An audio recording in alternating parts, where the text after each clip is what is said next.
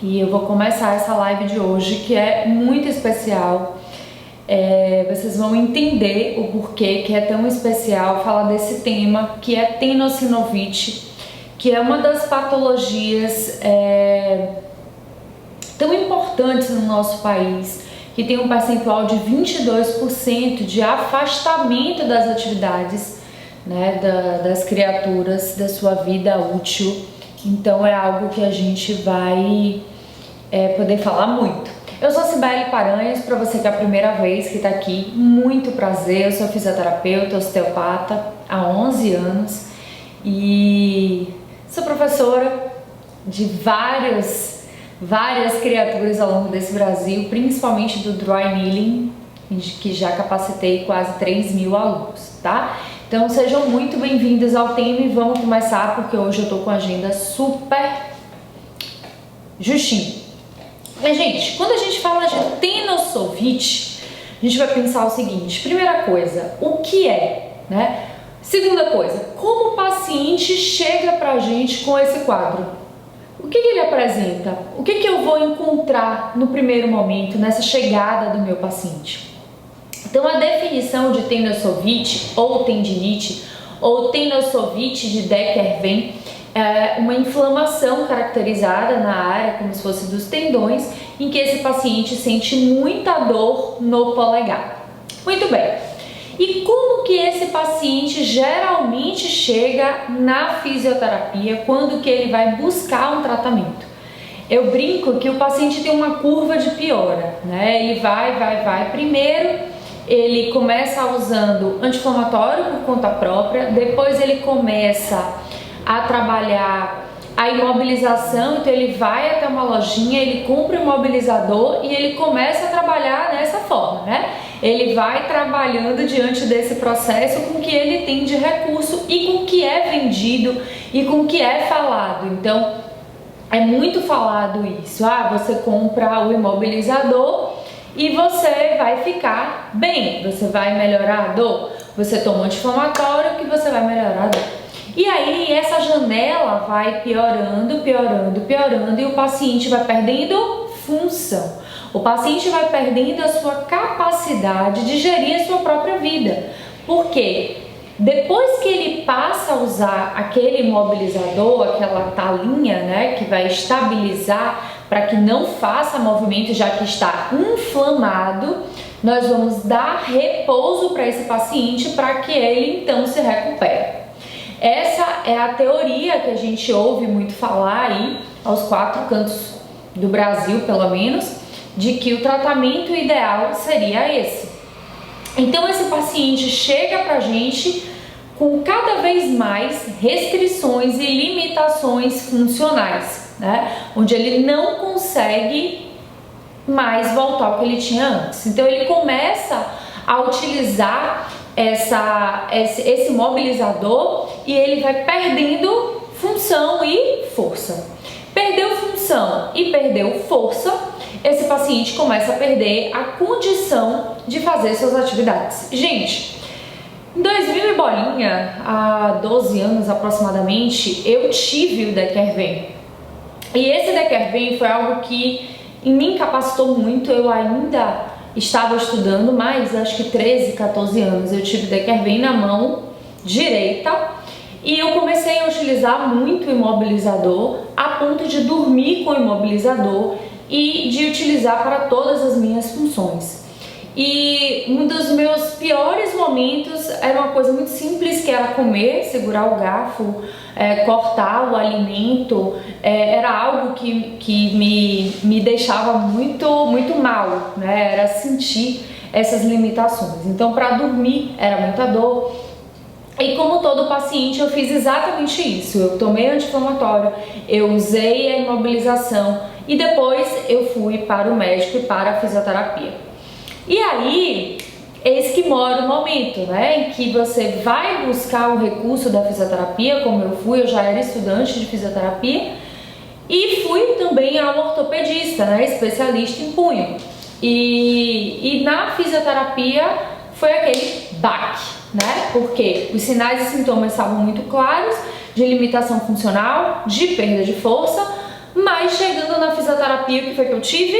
Eu tive aquele protocolo que me dá dor no peito, taquicardia de verdade, eu fico muito angustiada, que foi aquele protocolo direcionado do choquinho. Então eu fiz 20 minutos de TENS, depois me colocaram num turbilhão. Quem aqui é mais antigo lembra que esse turbilhão era de água quente, você colocava a mão e deixava ali por um tempo para fazer um relaxamento e depois finalizava com o ultrassom. Eu fiz vários atendimentos, só que minha gente, eu era estudante de fisioterapia, né? Eu aspirava à fisioterapia, eu acreditava que a fisioterapia poderia mudar a vida das pessoas, que poderia tratar. Então, ser paciente da fisioterapia era algo muito prazeroso para mim, muito feliz.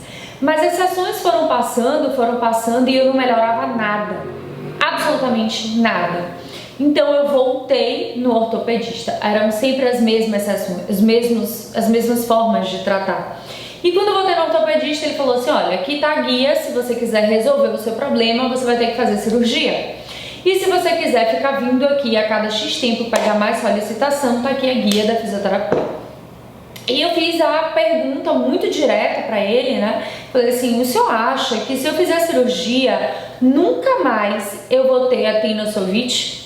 É isso? O senhor me garante que eu não vou ter? Ele falou: não existe garantia, existe tudo uma possibilidade. Possivelmente você não terá mais, porque a gente vai estar resolvendo o problema que está causando a alteração no seu tendão e a fisioterapia não vai resolver nada. Bom, obviamente eu não fiz a cirurgia, mas saí de lá extremamente frustrada. Sibeli, por que você saiu frustrada? Porque eu não estava vendo na fisioterapia nenhum tipo de resolução e de tratamento para a tendinocovite. Eu não tinha me informado, eu ia começar uma pós-graduação de terapia manual, de osteopatia, que eu precisava das minhas mãos. E, gente, parece...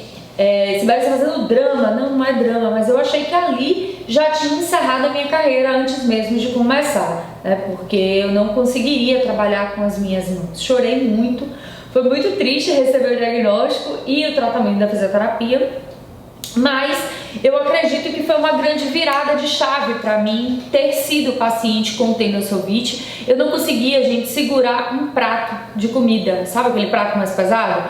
Panela. Eu morava sozinha, então eu tinha muita dificuldade de fazer essas funções básicas. E isso foi uma grande virada de chave para me fazer, de verdade, buscar entender o que era a fisioterapia e o que ela ia poder me ajudar, né? Então eu resolvi mergulhar muito fundo, quase que eu viro um especialista de mão, porque eu queria me ajudar, eu queria me tratar. E todas as dores e todas as disfunções, quem já acompanha aqui, que já viu live minha falando de saturação, falando de pós-Covid, sabe que eu faço muito isso. Todas as vezes que eu tenho algo ou alguém da minha família, né? Geralmente a gente faz muito isso, a gente mergulha muito a fim de entender o que está acontecendo. E assim eu fiz, eu me direcionei e fui tentar estudar. Então nessa live de hoje, para você que está chegando aí agora, eu vou falar de caminhos que possivelmente você que é da fisioterapia convencional nunca ouviu falar para tratar uma tendinocovite, tá? Eu vou lhe dizer onde que você deve ir e por que você deve ir. Então eu vou abrir o leque e vou justificar, embasar, eu gosto mais dessa palavra, o porquê que o meu tratamento da tendinocovite há 14 anos atrás ou mais não deu certo por conta de como é que eu estava fazendo a fisioterapia. Então, muito bem, voltei, né, arrasada, até que eu comecei a estudar e fiz uma pergunta que eu deveria ter feito para a fisioterapeuta que estava me tratando. Vamos lá. Paciente chegou com dor aqui, desvio radial com dor, flexão com dor, extensão com dor, era exatamente isso que eu vivia, tá, gente? Era dor o tempo inteiro, dor, repouso, dor ao movimento e era uma sensação de choque, de peso que eu sentia em todo o membro superior. E aí a fisioterapia vinha e colocava o eletrodozinho do TENS exatamente aqui para ajudar a reduzir minha dor. Vamos lá. Então, Paranhos, você está nesse momento detonando, acabando com o TENS? Não. Eu estou dizendo que não é só o TENS. Se você quiser utilizar o TENS com um objetivo, com um propósito, específico, entendendo o que está acontecendo, ok, tudo bem. Só que eu te pergunto, e era na época, né, perguntado, o tendão, o nervo, o que seja, ele brota daqui? Ele simplesmente aparece? E aí, o que já começa errado, que isso me dá taquicardia? A avaliação. A avaliação que eu fiz durou 5 minutos, 6 minutos aproximadamente com a fisioterapeuta. Porque eu já tinha vindo com um laudo do ultrassom, né, dizendo que era uma tendinocovite de Dequervain, e a fisioterapeuta só fez me conhecer e me encaminhar para a parte do atendimento. Então, assim, como é que você vai avaliar, pelo amor de Nossa Senhora, uma criatura que está com dor, que está com grande limitação funcional em 6 minutos? Não existe. Você está se enganando e está enganando o paciente. Porque se esse meu paciente, ele apresenta uma grande limitação de extensão, de flexão de punho, de sustentação... Opa, peraí, gente, que é só uma relação de carga. Eu botei aqui para carregar. Então, se você não faz uma avaliação, ok, tem pontos de compressão aqui, de nervo radial, de nervo ulnar, tenho que liberar. Mas o que está comprimindo essa inervação? De onde é que essa inervação sai? Então, uma condição que não pode abrir mão de jeito algum é trabalhar, é avaliar desde a cervical do seu paciente, tá? Porque simplesmente essa inervação não está brotando aqui, ela tem um caminho, e esse aprisionamento que está gerando essa alteração de condução vascular, alteração de condução nervosa, ela está vindo possivelmente de um caminho, e esse caminho não é apenas aqui.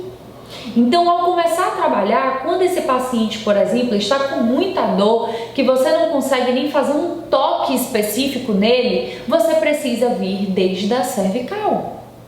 Você precisa ir avaliando ponto por ponto para você conseguir ajudar esse paciente a entender o que estava acontecendo. Então, você tem que ir principalmente em músculos que podem estar influenciando, como esternocleidomastoideo. Você tem que ir em escalenos, você tem que ir em subclávio, beleza? Você tem que ir peitoral maior, para que você consiga fazer essa desobstrução. Você precisa avaliar primeiro a costela, você precisa ver a cabeça longa do bíceps, o bíceps, o supinador, o pronador, os flexores. Mas entender o que está acontecendo diante desse processo. E é aí que o fisioterapeuta faz besteira, porque ele esquece da anatomia e da fisiologia do que precisa avaliar, do que precisa ser feito. Então, uma avaliação mal feita vai gerar protocolo ridículo. Vai gerar apenas apagar o fogo, que muitas vezes nem apaga o fogo. Porque eu fiz 8 atendimentos e eu não melhorei nada. E eu comecei a ficar com vergonha e ficar me perguntando, será que eu devo mesmo fazer fisioterapia? Será que eu devo realmente investir e concluir meu curso? Porque eu não estou vendo resultado comigo. E na verdade, de onde que estava vindo toda a minha cadeia?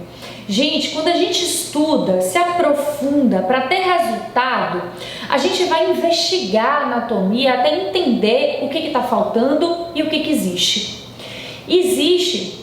A Jeanette Treble se debruçou na parte muscular para poder avaliar músculo por músculo, inserindo uma substância salina para ver onde que aquele músculo gerava a dor referida. E pasmem, o escalino gera muita dor a nível do punho, dor referida, aprisionamento, alteração de primeira costela, de clavícula, que tudo isso está preso aqui. Então, se você não vai gerando esse raciocínio, se você não tem um GPS do que você precisa tratar, do que você precisa fazer para você entregar o que o seu paciente quer, que é resultado. E para entregar resultados de tendinocovite de Dequervain ou Dequervain, você precisa fazer um trabalho muito bem feito vindo da cervical. E aí, eu ainda falo mais. Tem publicações que mostram que a gente precisa trabalhar lá atrás, na escápula. Liberar o infraespinal, liberar o supraespinal. O infraespinal, gente, as pesquisas mostram que geram dor referidas até o antebraço e que está extremamente envolvido nesse processo. Então, se você fica ali passando gelzinho, botando tênis no seu paciente, você não vai conseguir modular. Além disso, como é que você vai entender o porquê que esse sistema nervoso autônomo está mandando esse simpático tá lá em cima, mandando gerar contração nessa musculatura, se você não conhece a criatura, se você não ouviu? Geralmente, pessoas que estão com disfunções, dores no punho, são pessoas que estão buscando ajuda, que estão insatisfeitas com o que estão fazendo, que estão querendo uma mão para segurar, para conseguir tomar algum tipo de atitude. Então, se você não entende o que está acontecendo com ele, com a vida dele, com o momento dele, você não vai conseguir ajudar. E aí você vai gerar aquela sensação de frustração do seu paciente, de que a fisioterapia não funciona, de que é melhor ele ficar em casa, de que é melhor ele botar o gelo dele em casa do que ir para a fisioterapia, tá? E isso vai desmotivando e a gente vai perdendo qualidade, a gente vai perdendo o respeito. E a gente está conquistando esse respeito. Mais cedo aconteceu algo muito interessante. Eu atendo uma senhorinha, aproximadamente 82 anos, uma senhorinha tipicamente depressiva do marido, que não vai à farmácia, que não sai sozinha. Para ficar aqui na sala comigo, o marido ou o filho fica. Então, o nível de dependência é extremamente grande. E aí, você começa a observar... olha o raciocínio. Ele estava chiando para pagar o meu valor de atendimento, e eu fui super firme. Se o senhor quiser pagar mais barato, ela não vai ter acesso a isso, e se isso, não vai ter acesso a atendimento comigo, vai fazer outra técnica desse jeito. Se o senhor quiser, tudo bem, muito obrigada, paga esse atendimento e tudo bem. E aí ele, viu que eu fui muito forte, resolveu pagar alguns atendimentos para a mulher e melhorou muito. E aí, no meio da conversa hoje, ele vira para mim e fala assim: estou pensando em comprar o colchão que vibra, faz massagem, e acho que é um infra, e é antialérgico. Aí eu falei: quanto é esse colchão? Aproximadamente, eu acredito que é uns 20 mil reais. E aí ele falou: é mais ou menos isso, mas disse que aposentado consegue pagar, porque a gente financia e divide por 2 anos, e aí ela vai ficar sem dor na coluna. E aí minha língua coçou, eu não aguento. Eu falei assim: o senhor não está querendo pagar a alguém que estuda há 11 anos, que lê pesquisa científica todos os dias, que está interpretando a causa da dor da sua esposa, como é uma disfunção ligamentar, não tem nada a ver. A disfunção dela era uma queimação por conta do ligamento ilho-lombar. E o senhor está querendo me dizer que vai investir 20 mil num colchão que vai dar problema, que não vai resolver nada e que vai gerar uma dívida de 2 anos. É isso mesmo? E ele ficou assim, parado assim. Eu falei: quem tem boca fala o que quer. Mas eles disseram que dá super resultado. Assim como dizem o tempo inteiro para o paciente que a imobilização é o melhor caminho. Mas o que quebra o argumento é o resultado. Então, se o paciente entra aqui, como ela entrou com 12 de dor, ela entrou com algometria de 0,89 e saiu daqui com algometria de 4 no primeiro atendimento. Quanto maior é a algometria, melhor está o paciente, menos dolorido ele está. E sem dor. Isso, gente, não há argumento melhor. Agora, se você vai na fisioterapia, onde todo mundo faz a mesma coisa, onde não te explicam, eu tenho um computador aqui, eu viro o meu computador, eu mostro o plexo braquial. Eu mostro o trajeto, eu vou com o meu dedinho aqui, aqui é o nervo radial, aqui é o nervo ulnar, tá vendo isso aqui? Aqui dói, por isso que eu preciso liberar. E aí eu vou mostrando ao meu paciente o conhecimento que eu tenho e vou mostrando o resultado que ele vai ter comigo, tá? E isso vai te dando credibilidade. Porque todo fisioterapeuta, o que a gente deseja? A gente deseja ser referência. A gente deseja entregar aquilo que ele busca. E é fácil, Sibeli? Cara, eu nunca vi nada na minha vida fácil. tudo é fruto de muita dedicação, de estudo e de método, tá? Então o que eu tô falando para vocês aqui, eu tô dando para vocês os músculos que precisam ser liberados no tendinocovite, de onde você deve trabalhar. Você deve liberar suboccipitais, base de OAA, você deve liberar ECU, você deve liberar escalenos, muito importante. Você deve liberar subclávio, você deve liberar peitoral maior, você deve liberar infra, muito infra, precisa. O infra tem uma ação de dor referida muito grande para o punho. Você precisa avaliar e liberar o bíceps, o supinador e o pronador. Você vai para tudo. Vou fazer isso no primeiro atendimento? Eu vou fazer isso em todos os atendimentos? Não. Você vai fazer aos poucos. Você precisa entregar o resultado primeiro, algum alívio. Então você vai pegar nesses pontos, sentir esse músculo, fazer a movimentação que mais incomoda ele e fazer uma técnica que dê resultado naquele movimento. E você vai dizer a ele, olha, você está daqui com várias alterações. Eu estou dando passo de melhora primeiro para isso daqui, tá? E você vai gerar resultado. Você tem que passar exercício de automobilização neural. Por quê? Se ele não trabalhar a parte neural, é uma alteração neural. Então, se você não passar esses exercícios para que ele tenha autorresponsabilidade, para que ele se envolva no tratamento, isso também vai descer. Vai descer o grau de melhora dele, vai descer o grau de comprometimento. O paciente precisa estar comprometido. Comprometimento a gente convida. Eu quero te ajudar, mas eu não posso querer que você melhore mais do que você. Tá? E aí, qual foi a ferramenta que me ajudou e que foi um grande divisor de água, gente? Foi aí que eu conheci o Dry Needling. Eu tinha um ponto de tensão muito grande no infra e o meu professor, Paulo Quake, que eu, mando até um beijo pra ele, pra quem conhece sabe a lenda que é Paulo Quake na osteopatia, ele foi e fez o agulhamento e eu chorei.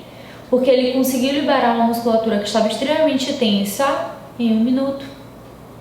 E eu comecei a melhorar. Então a gente tem como ter diversas ferramentas. E quais são as ferramentas que eu utilizo, né, para gerar o benefício? A melhor custo-benefício, o Dry Needling. Depois, a terapias por ondas de choque pneumática, eu gosto muito. A mobilização neural. A manipulação, né? Manipulação de vértebras, manipulação de torácica, manipulação de cervical, eu gosto muito. Sibeli, você não utiliza ultrassom? Eu não utilizo ultrassom porque eu tenho terapias de choque extracorpóreo, que o resultado é muito melhor. Então, quando eu tenho uma restrição ali que está acontecendo, que não está cedendo ao agulhamento, eu utilizo terapias extracorpóreas, mas eu utilizo ultrassom, eu gosto do ultrassom. O problema não está no aparelho, o problema está entre o aparelho e o paciente. Nós que vamos entregar apenas o aparelho para o paciente, isso não existe, isso é vergonhoso. Você precisa entregar um raciocínio para o paciente, você precisa estudar, cara, e entregar áreas que vão gerar resultado. Então, pode usar o TENS? Pode usar o TENS. Eu gosto muito de utilizar o TENS no sacro, na face lateral do sacro ali, para estimular o parasimpático. O paciente dorme, o paciente relaxa, é maravilhoso, super me ajuda, tá? Ou vou lá e boto na cervical. Eu não uso mais TENS tem muito tempo, mas eu gosto mais do ultrassom. Então eu vou lá e vou nas áreas onde a musculatura precisa ser liberada. Então, o grande problema do tratamento está no raciocínio.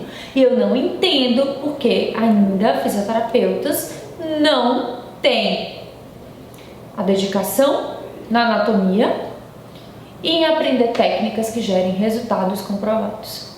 Eu ainda não entendo, tá? Hoje eu estava aqui com a paciente de Brasília e ela me falando que ela rodou procurando um fisioterapeuta que tivesse Dry Needling na área que ela mora, ela não conseguiu encontrar. E ela falou assim, para os fisioterapeutas da fisioterapia convencional, cara, investe nisso, vai dar mais giro, vai dar mais resultado. Ela veio passar férias e falou, ó, desisti e vim fazer aqui. tá? Hoje eu atendi um paciente perto de Bauru também, Lençóis, eu acho que é a cidade, e que me falou a mesma coisa. Ele foi fazer fisioterapia com muita dor na cervical, e aí usaram o ultrassom e o TENS. Ele falou, não tem um dry needle, não tem um agulhamento para gerar um resultado mais rápido. Quem educa é a gente, tá? Então eu vejo muitos colegas dizendo assim, porque o paciente não fica satisfeito se ele não tiver o TENS. Quem diz o que é preciso utilizar durante o tratamento sou eu, não o paciente. Eu não terceirizo essa relação de cuidado, para vocês verem que eu não fico apenas em técnica, eu utilizo isso aqui também, isso aqui é o emocionário. Então eu converso com o paciente, é um livro super delicioso, já falei aqui em diversas lives, onde eu pego as palavras que ele vai me dizendo, então por exemplo, felicidade, tristeza, e a gente começa a conversar sobre isso, porque a percepção que ele está durante a vida, o que ele vem vivendo, isso vai influenciar muito em toda a condução do sistema nervoso autônomo. Mas eu tenho que saber onde é que é o meu limite, encaminho muito para a psicoterapia, para que o paciente consiga se enxergar de um novo jeito, de um novo olhar, né, e direcionar a sua vida muito melhor. Mas ele quer do fisioterapeuta resultado. Nossa, falta 1 minuto, gente, eu me empolguei hoje. Eu disse que esse tema tinha um cunho emocional muito forte para mim, né? Porque eu tinha sido paciente da Tina Sovich. Deixa eu ver quem é que tá aqui, que eu nem vi. Eu tava tão concentrada, tão revoltada. Ai, Mônica! Olha quanta gente! Acho que deve ter gente aqui que já até foi embora. Oi, Nanda! Saudade de você. Muito bem, meus amores. Perguntas. 1 minutinho para a pergunta. Oi, Thali! Perguntas sobre Tina Sovich. Dúvidas? Algo a mais? Algo que vocês queiram saber? Ou da prática clínica, ou do direcionamento, ou da abordagem? Regi, que saudade! Sábado tem mentoria, né? Você tá ligada, né? Ó, assunto sensacional. Rosa, beijo, que bom te ver aqui também.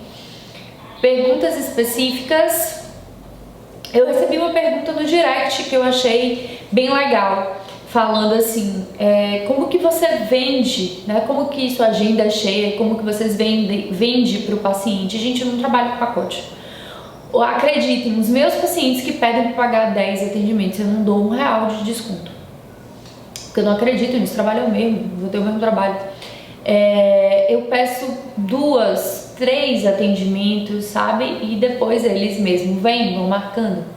Eu não gosto de trabalhar com esse processo muito direcionado, eu gosto de conhecer o corpo. Eu quero que ele crie confiança em mim, eu quero que ele conheça a minha metodologia, o que eu entrego, o que eu ofereço durante esse processo. Então, assim, eu simplesmente, a minha avaliação, o meu primeiro contato com ele, eu quero dar um show. Eu quero entregar para ele segurança, eu quero dizer para ele, sim, e não diretamente, né, mas eu quero dizer para ele, eu sou a profissional que você procura, eu tenho o que você deseja, eu tenho uma estrutura boa e eu posso te ajudar, tá? É exatamente isso que eu digo, exatamente. Então, assim, eu não trabalho desse processo. Eu tenho um pós-venda, sim, que minha secretária envia mensagem perguntando como que tá. Fiquei um tempo sem durante a pandemia, mas voltei com isso. Pergunta, manda mensagem, se teve reação, como que se sentiu. Marco com 24 horas de descanso, às vezes seguido. Então, assim, eu tenho um único objetivo, que é gerar resultado. E se eu ver que eu não sou o profissional que está conseguindo gerar resultado para ele, eu vou encaminhar para outro colega da minha clínica ou não da minha clínica. Então é um processo muito direto para ser feito, tá? Mas com um objetivo muito claro. E isso vai girando, tá? Então o paciente que traz o outro o companheiro de vida, que traz a mãe, que traz o pai, porque vai sentindo essa confiança e com o tempo a agenda vai girando. Mas você precisa ser firme e consistente. Se você não é consistente, você não vai conseguir ter respeito desse paciente, você não vai conseguir se tornar referência para ele, para a família dele. Então o Instagram tá aí, é uma excelente forma de você passar essa credibilidade, passar que você está estudando, passar que você está na clínica. Eu acho que esse é o caminho diretamente. Muito bem, não tivemos perguntas. Como eu falei hoje no início da live, eu tô super corrida, eu tenho paciente até às 20 horas, tô aqui desde as 8. Chega a carinha, já tá cansada. Hoje é quarta-feira, o live vai baixando, né? Então hoje eu não posso ficar aqui mais um pouquinho conversando com vocês, porque quando atrasa 5 minutos, atrasa a vida toda.